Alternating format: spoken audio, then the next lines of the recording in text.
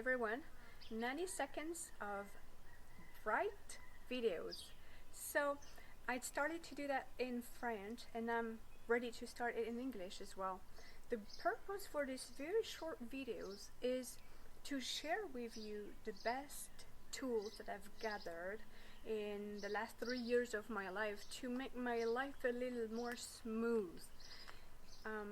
Life events still present themselves, but I have collected all of these little tools to cope a lot better with these little life events.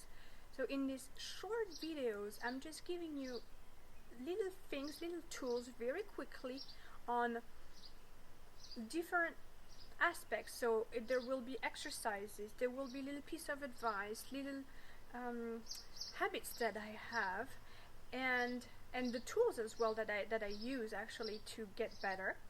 And I will share that with you usually. So there will be a link to the YouTube video under which there will be a full description to give you more information, because in 90 seconds more or less I don't have to go deeper. I don't have the time to go deep into the subject. So if you want more information, it will be available under the description of each the YouTube video version.